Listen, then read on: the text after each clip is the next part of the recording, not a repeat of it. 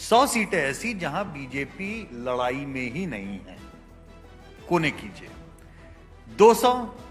200 सीटें ऐसी जहां पे कांग्रेस वर्सेस बीजेपी की सीधी टक्कर है। बॉल पाक बता रहा हूं, कोई आपको 189 बताएगा, कोई 191 बताएगा, कोई 180, मैं 200 नंबर आपको बता रहा हूं। इन 200 में बीजेपी का स्ट्राइक रेट, जैसा आपने बोला, 90% से भी ज्यादा है। मतलब वो बीजेपी इनवेरिएबली उसमें 180 से ऊपर ही जीत रही है और जीतेगी। अभी जो संभावना है उससे कम होने की संभावना। बची हुई 243 जो है, ये वो नंबर है जहां पे बीजेपी और क्षेत्रीय दलों का संघर्ष है। कांग्रेस उसमें सीन में नहीं है। बहुत डिटेल के जो आंकड़े हैं उनको अगर आप कोने कर दें तो बहुत सरल शब्दों में अपने दिमाग में आप 3 नंबर बॉलपार्क फिगर रखिए, 100, 200 और 243। 543 की लोकसभा है। मैं बॉलपार्क इसलिए बोल रहा हूं ताकि नंबर आपको खांचे में बिल्कुल सटीक रहे। 100 सीटें वो राहुल जहां बीजेपी नहीं है, बीजेपी कंटेस्ट में नहीं है। Please try to understand. और ये बॉलपार्क नंबर बता रहा हूं, मैं गिन करके आपको बता सकता हूं। 40 सीट आपकी तमिलनाडु और पुडुचेरी, 20 सीट केरला, 25 सीट आंध्रा, और मिला मिलू के आप देखेंगे 100 सीटें हैं ब्लॉक राउंड अबाउट, ताकि दिमाग में आपके नंबर बता रहे। 100 सीटें ऐसी जहां बीजेपी लड़ाई में ही नहीं है, कोने कीजिए।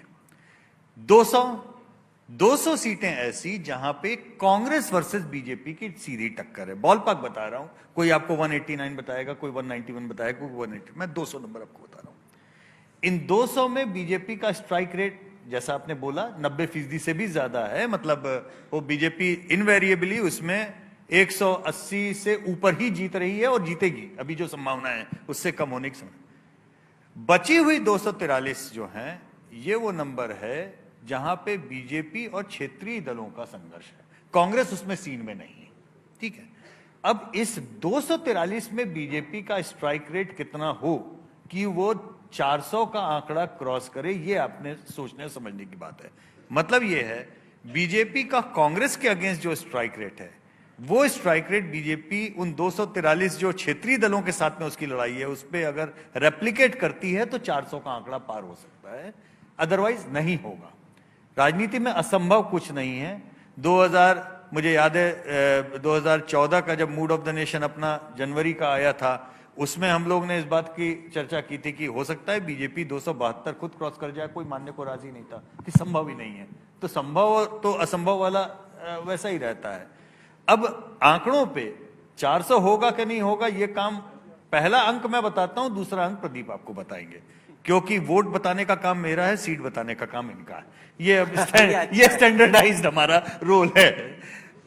5 साल पहले एजेंडा के मंच पे राहुल आपने सवाल किया था और मैंने आपको बोला था कि हमारे आंकड़ों में बीजेपी को 5% की एनडीए को अपस्विंग दिख रही है। ये आपने लीड भी बनाया था 5 साल पहले। आज मैं आपको बता रहा हूं, एनडीए को कोने कीजिए। इस बात की भरी पूरी संभावना है कि बीजेपी का अकेले 3% का अपस्विंग 2024 में मिलेगा, जिसका अर्थ है बीजेपी स्वयं 40% वोट शेयर का मार्क क्रॉस करेगी।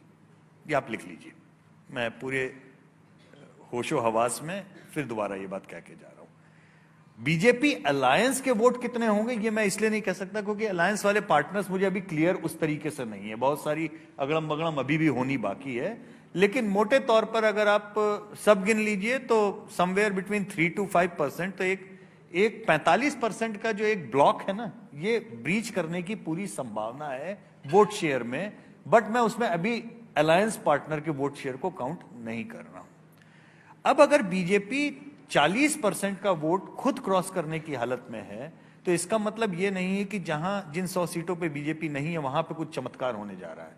उसका मतलब ये है, मसलन जिन राज्यों में आपने अभी चुनाव देखा, वहां पे बीजेपी लोकसभा में 50% क्रॉस ऑलरेडी 2019 में कर चुकी थी। जीती हुई सीटों में और आप और बड़े मार्जिन से जीते। अब आप और बड़े मार्जिन से जीतेंगे तो पूरी संभावना है कि लोकसभा में बीजेपी राजस्थान, मध्य प्रदेश, छत्तीसगढ़ में 60% का आंकड़ा क्रॉस। तो आपने दिए वोट कि 40% पार वोट हो जाएगा और आपने कहा कि 45% एनडीए का हो जाएगा। आपने कहा कि प्रदीप गुप्ता इसको सीट में तब्दील करेंगे। आपको वोट शेयर एजेंसी से आ गया, गुप्ता जी आप इसको सीट में तब्दील, इनका काम है। बहुत धर्म संकट में डाल दिया। गुप्ता जी बोलेंगे इस काम के लिए भाई मैं बहुत पैसा लेता हूं और तुम उसमें मुझसे काम करा रहे हो ये। नहीं, धर्म संकट में डाल दिया, क्योंकि जो यशवंत ने बात कही कि 40% वोट शेयर, किसी भी राज्य में देख लीजिए जहां बाइपोलर चुनाव होते हैं तो वहाँ 40% वोट शेयर के बावजूद भी या 42% के बावजूद भी, अभी हमने राजस्थान में देख लिया कि वो पार्टी हारती है सीटों के लिहाज से, वो पार्टी सीटों के लिहाज से हारती है। लेकिन ये बहरहाल ये बात जो हो रही है पूरे हिंदुस्तान की हो रही है, जैसे यशवंत ने कहा कि 100 सीटों पे तो बीजेपी नहीं है, तो नेचुरली वहाँ उन सीटों के ऊपर बीजेपी का वोट शेयर तो बढ़ना निश्चित है, बट वो सीटों में कन्वर्ट नहीं होगा जैसे बताया। तो ये एक टेढ़ी खीर का काम है आज की डेट में उस विषय की कल्पना कर पाना कि 5 महीने के बाद कितनी सीटें अभी का हो बताओ जाएंगी। ना। अभी की वर्तमान की बात करें तो बीजेपी पहले से बेहतर नजर आती है वर्तमान की बात, लेकिन वर्तमान में दिक्कत यह है कि आज बीजेपी की तो तैयारी पूरी है, मोमेंटम भी बना हुआ है, लेकिन आप अपोजिशन को इग्नोर नहीं कर सकते। वो ऐसे ही हाथ में हाथ रख के नहीं बैठने वाले हैं, वो भी आएंगे, अखाड़ा है, चुनाव का मैदान है, अपनी पूरी